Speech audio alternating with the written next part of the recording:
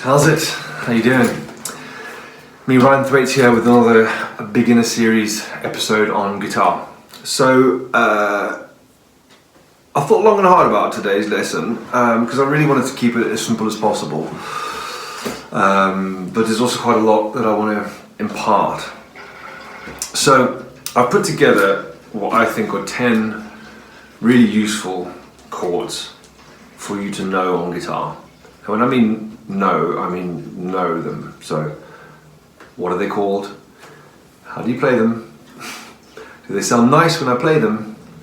And what do they sound like? We can learn the sounds of chords. If I asked you to imagine what a banana tastes like, you could probably taste it almost. Okay.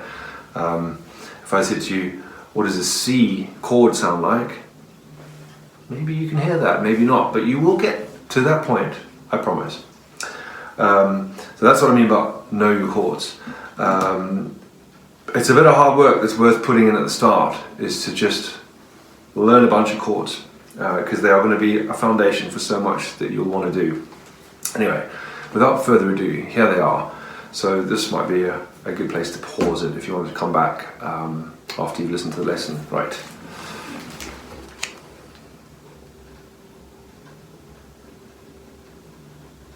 Okay.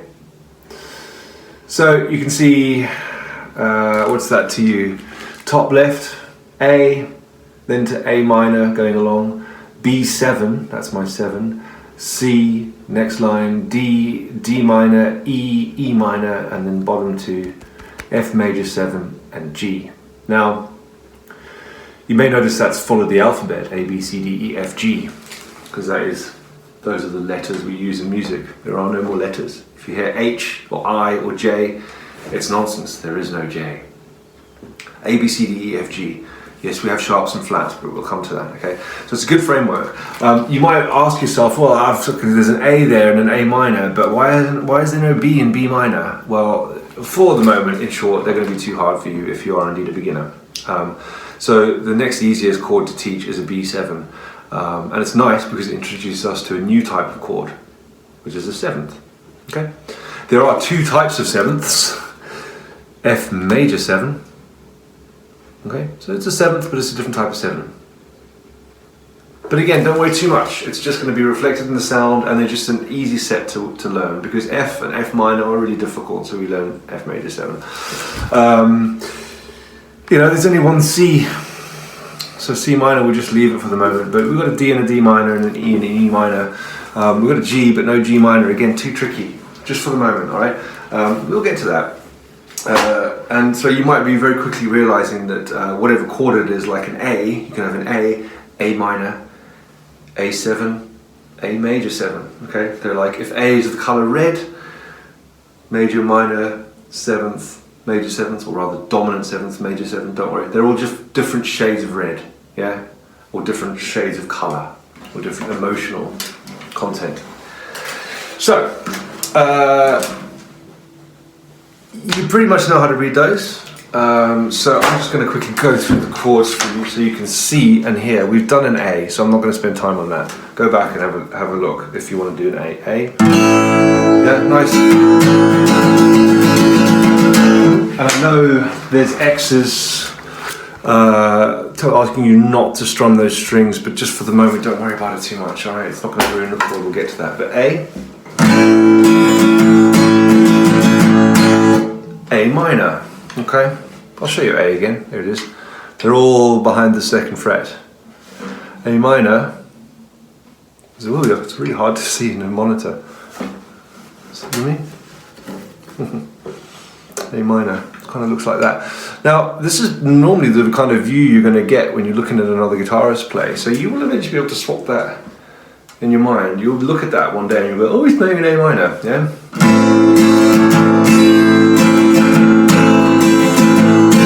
Next one, B7. This is the only one that uses 4 chords. You're going to have a tricky time playing this. 4 chords? 4 fingers, because you can see how those strings need to go through my other fingers and get to the back. You don't want to interfere. It's quite an intricate little chord, but it sounds awesome.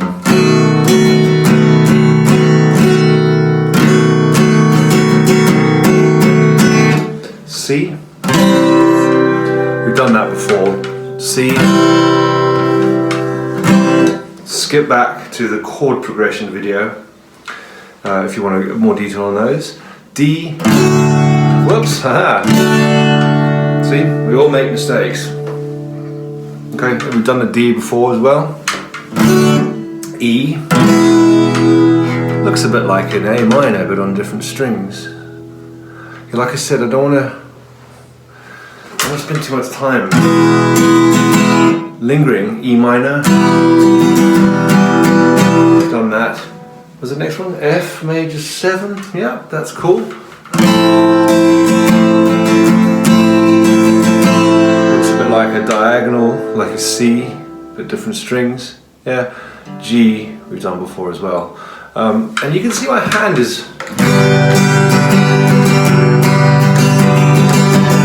My hand's different shapes, yeah, depending on the chord I'm playing. Oh, I missed out. D minor, beg your pardon. There's your D minor.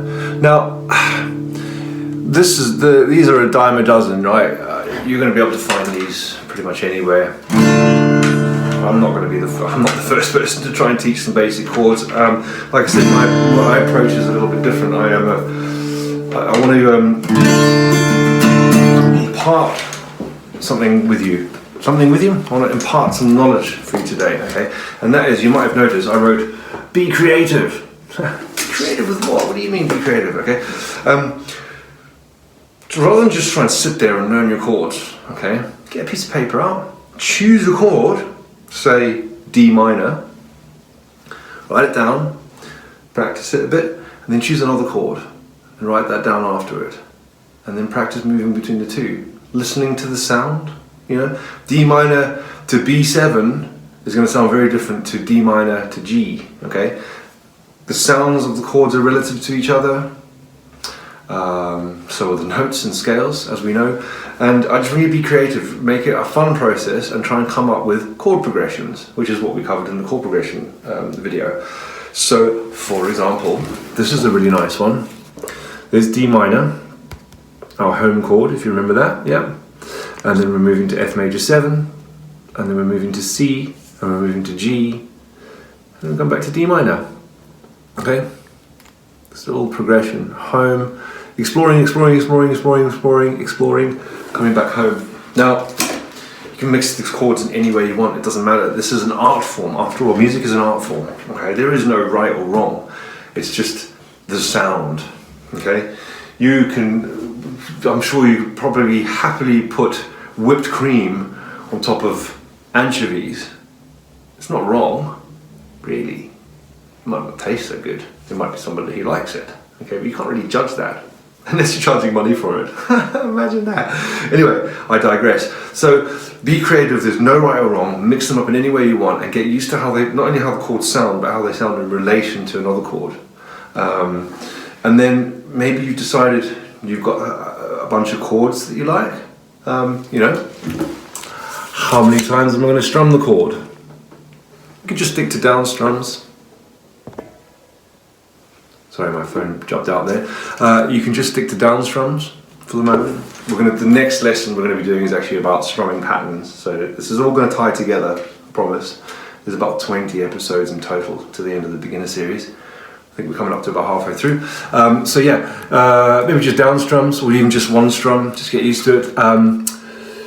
How fast are you going to play them? Like if you're doing down strums, are you playing fast, are you playing slow? That word is tempo in music, it means speed. Tempo is speed. What tempo are you playing at? How fast are you playing? That's going to make a difference to the feel of the music. And also, how many chords? You don't have to have 4 chords. You can have 2, 3, you can have 5. You could have all 10. Up to you, okay? But that's the important thing, is to just get creative with it, and they're going to sound different, obviously, when you mix up the chords in different ways. It's like mixing up your colours in different ways, or mixing up your recipes in different ways. Okay, my phone wasn't actually having a little moment. It's telling me that I'm running on low batteries. This poor little guy's been working so hard. So there we are. I'll give you a little bit of a demonstration now, because it's nice to hear the guitar tutor play once in a while, right? I haven't been doing a lot of playing, but here we go. This is that chord progression that I highlighted there, D, F, C, G. All right, so.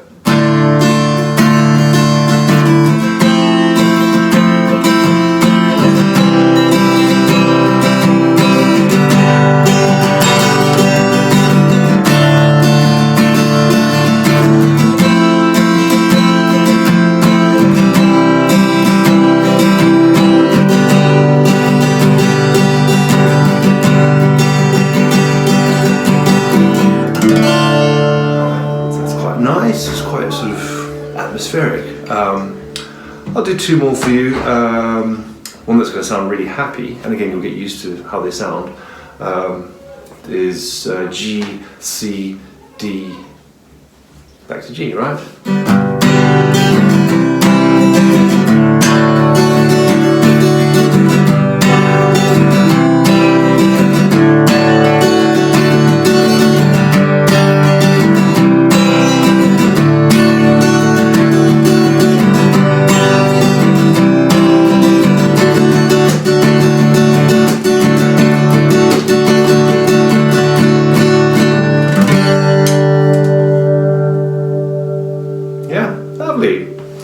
Happy. One more for you. How about there's so many choices. Let's use one with all minors. No.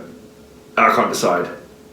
Alright, here we go. E, G, D, A. All majors. That's better.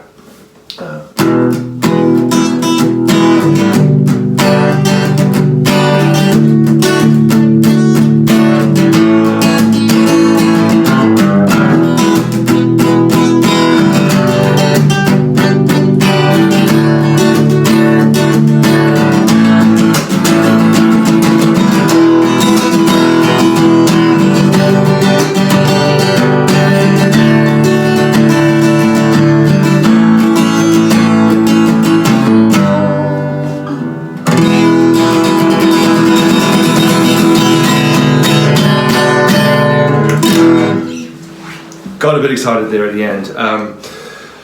Those little add-ons, again, we can come to it, plenty of time for it. But as you can see, I'm quite used to changing between chords, okay?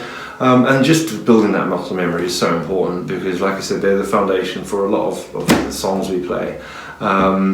If you're interested in the chord progressions that I just played, I shall jot them down for you quickly, because I want to wrap this up. I think I did a G to C to D, or E to G to D to A. That's a good one.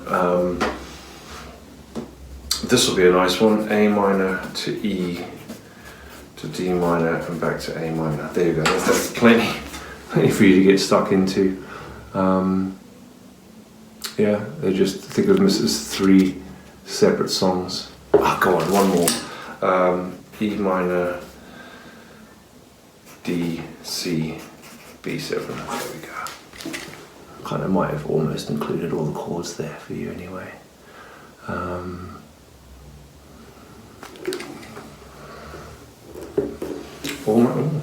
Yeah, I think I might have hit all 10 chords with just those examples. So correct me if I'm wrong in the comments. Have fun with it. Like I said, be creative. You may have noticed that what my right hand was doing kind of in a way seemed almost more important than the left. It's not. The left hand, get used to those chords and we'll look at the right hand. Depending on how we use our right hand, it can change the sound of a chord or a song like immensely. It's huge. It's a huge difference. As important as the left hand though. So yeah, we'll do one at a time. So see you next time, or next week, or next tomorrow, or whatever it is. I don't know whether time even exists on the internet, and I'm waffling again. I'll see you next time for some strumming patterns and a little bit of a greater look into what our right hand can do. Alright, hope you enjoyed that, hope you got something out of it, and I'll catch you next time. Bye bye.